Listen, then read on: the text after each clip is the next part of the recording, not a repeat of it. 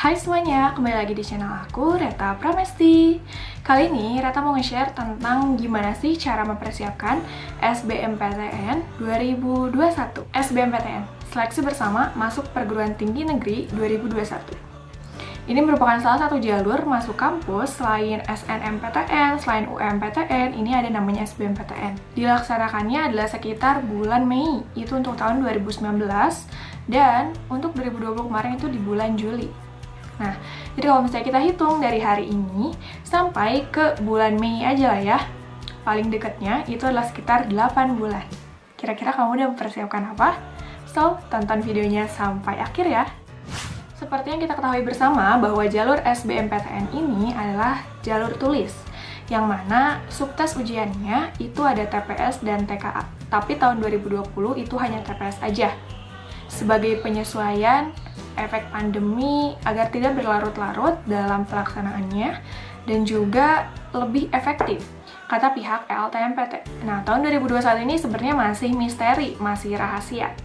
Oke, saran terbaik dari aku adalah teman-teman tetap mempersiapkan untuk yang TKA-nya ya, jadi jangan hanya TPS aja.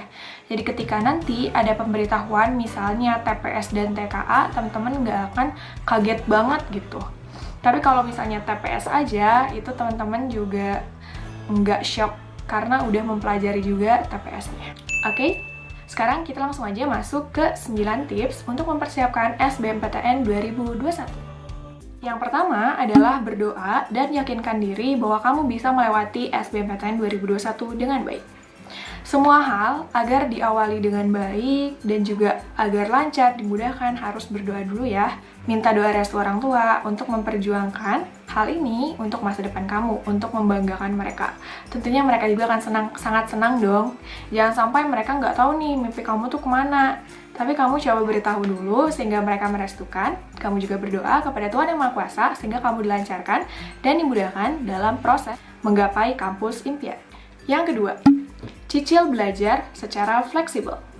Nah, tadi kan di intro aku udah bilang bahwa sekitar 7-8 bulanan lagi ya menuju SBMPTN 2021.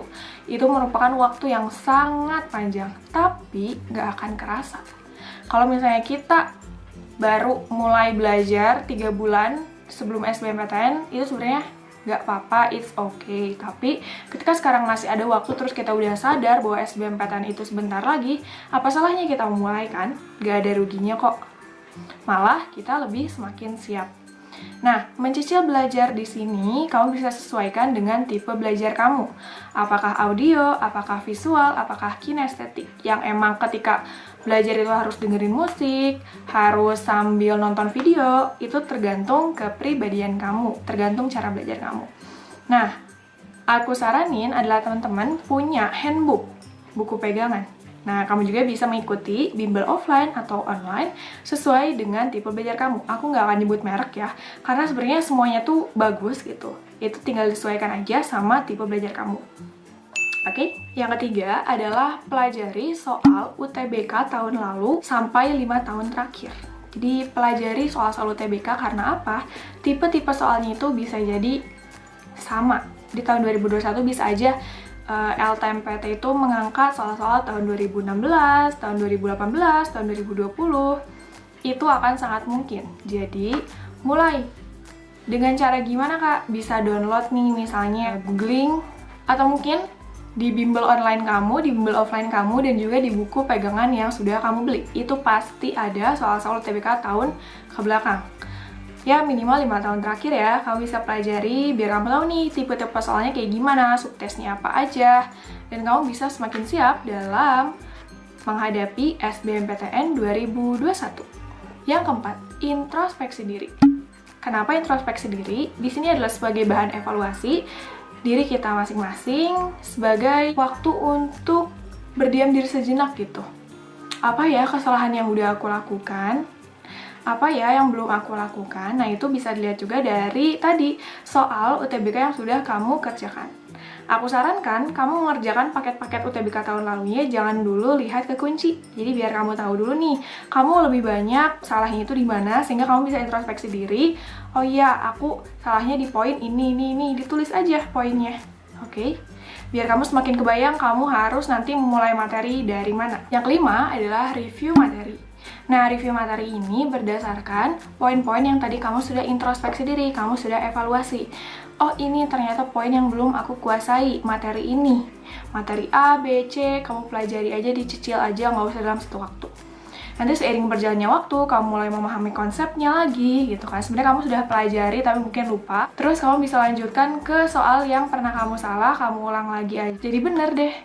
Akhirnya ketika kamu menemukan soal sejenis, kamu bisa mengerjakannya dengan baik. Mereview materi ini juga, kamu bisa mencatatnya loh, kayak poin-poin pentingnya. Misalnya, kamu bisa bikin kayak mind map, poin-poin pentingnya, atau sebatas point of view-nya aja.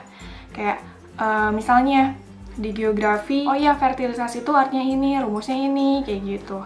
Atau misalnya di fisika, mengenai gaya, cahaya, dan lain-lain, kamu bisa aja untuk menuliskan semuanya di buku khusus SBMPTN, biar kamu ketika lupa, tinggal membuka lagi. Kalau misalnya kamu tipe visual, disarankan nih untuk menulisnya tuh dengan warna-warni, biar kamu tuh senang aja gitu, nanti bacanya enak juga kan, bisa pakai spidol warna-warni, atau pulpen warna-warni. Life is colorful. Yang keenam adalah latihan soal prediksi.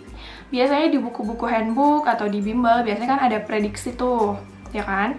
Prediksi-prediksi soalnya bisa kamu kerjakan, tapi dalam tanda kutip, kamu nih sarannya baiknya adalah sudah menyelesaikan yang soal-soal UTBK 5 tahun terakhir, biar udah kebayang nih tipe-tipe soalnya, dan juga kamu bisa membandingkan, oh ternyata di prediksi soal tuh tipe-tipenya barunya tuh yang bagian ini.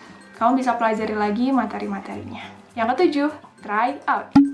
Nah, seperti namanya, tryout merupakan percobaan. Jadi kalau misalnya nilai tryout kamu kurang baik, itu nggak apa-apa, namanya juga percobaan. Karena in real UTBK itu belum tentu juga soalnya kan seperti itu. Belum tentu nilai kamu juga kecil. Karena banyak juga loh yang kontras ketika TO-nya itu misalnya besar, ternyata UTBK-nya malah sebaliknya. Atau yang TO-nya kecil, malah UTBK-nya besar.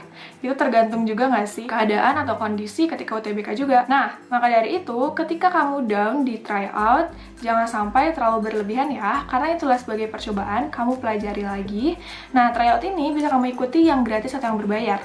Biasanya kalau gratis, kan itu menjangkau lebih banyak peserta. Kamu bisa melihat nih, seberapa nilai kamu tuh berpotensi di antara puluhan ribu pesaing, ribuan pesaing. Kalau misalnya TO eksklusif, TO berbayar, premium, biasanya ikutinya tuh lebih sedikit gitu dibandingkan yang gratis. Tapi di situ juga kamu bisa melihat tuh nilai kamu tuh naik berapa ratus, berapa puluh, terus bagus di subtes apa, rasional nggak pilihan kamu. Nah, itu biasanya lebih detail. Untuk gratis atau berbayar, aku kembalikan lagi kamu, depend on your choosing. Oke? Yang kedelapan, introspeksi diri lagi.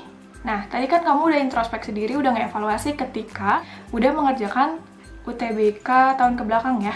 Nah, kalau di sini introspeksi dirinya adalah ketika sudah mengerjakan soal-soal prediksi, tryout, kira-kira nih rentang nilainya tuh kamu dapat berapa dan bagusnya di subtes mana, sehingga kamu bisa memilih jurusan yang kira-kira cocok. Nah, setelah tadi tuh introspeksi diri lagi, yang terakhir adalah build up your mental strength. Nah, ini sangat-sangat penting loh teman-teman. Apalagi nanti kalau misalnya udah mendekati hari HUTBK, nggak kerasa tuh 7 bulan, 6 bulan, 5 bulan, 4 bulan, sampai H-1, bahkan J-1 ya, 1 jam sebelum, itu bakal deg-degan super. Tapi kalau misalnya kamu bisa memanajemen diri kamu, manajemen jiwa dan hati kamu semakin tenang, itu bakal lebih bagus.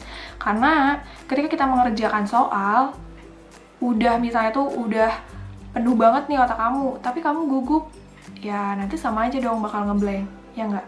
Jadi mulai dari sekarang, mulai latihan menenangkan diri, bisa dengan refleksi diri, bisa dengan olahraga, bisa dengan tarik napas, gitu. Ngin diri aja gitu. Kamu harus yakin, seperti poin nomor 1, yakin sama diri kamu bahwa kamu bisa melewatinya dengan baik. And finish! Gitu aja 9 tipsnya. Nah, sekarang aku ada 2 tips bonus dari kakak-kakak tingkat yang udah lulus di UTBK tahun 2020. Ini misalnya adalah pertama dari Haris, dia dari Teknik Elektro Unsika. Katanya gini, kalau aku sering-sering TO, aku kalau misalnya lagi rajin 1 hari sekali. Wah, udah seperti kebiasaan banget gitu ya, saking rajinnya. Lalu besoknya adalah bahas soal pelajarin apa yang masih kurang materinya. Terus minta doa restu orang tua sama doa di waktu-waktu mustajab. Ini untuk yang muslim, tapi untuk yang non juga yang penting berdoa gitu ya. Jangan sampai lupa sama Tuhan yang Maha Esa. Misalnya katanya di tengah-tengah azan sama iqomah, kalau yang laki-laki muslim bisa pas sholat Jumat ketika khotib lagi duduk buat ke khotbah kedua. Sholat hajat juga, kalau milih unifnya pilih pilihan kedua yang sekiranya bisa tembus. Oke, jadi secara keketatan mungkin dari yang ketat ke yang kurang ketat gitu. Misalnya, pilihan satunya unsur, pilihan duanya unsika, tapi sesuaiin sama minat juga. Jadi jurusannya juga disesuaikan, tapi PTN-nya disarankan dari yang ketat ke kurang ketat. Yang kedua, ini dari Ayuzah Rizky atau Kiki. Dia dari PWK ITERA, Perencanaan Wilayah dan Kota ITERA. Katanya gini, bagi waktu buat belajar SBM itu, pelajarin dulu materinya per subbab. Oh, jadi secara materi itu disicilnya katanya per subbab. Selesai satu subbab, baru latihan. Karena dulu mulai ambis bulan-bulan Maret, waktu corona datang. Oh, oke. Jadi Maret, April, Mei, Juni, Juli, 5 bulan dia menyiapkan. Dan waktu itu belum ada info UTBK, cuma TPS. Iya, jadi banyak banget perubahan kebijakan di 2020. Makanya mereka tuh keren, angkatan strong. Jadi satu subbab aku usahain beres minggu. Sebenarnya ini aku cuma ulang materi, sebelum corona udah belajar, cuma nggak rutin aja. Tiap Sabtu tes, Minggu refreshing, bener-bener nggak pegang materi. Katanya kalau misalnya hari Minggu emang bener-bener me time. Kalau waktunya nyesuaiin sama kesibukan gitu, tapi tetap diusahain sehari 2-3 jam belajarnya. Kalau seluruh materi udah beres, masuk ke TO-TO gitu, tapi waktu H-2 TBK, aku kosongin jam belajar gitu, buat relax aja, jangan lupa ibadah dan restu orang tua bekalnya.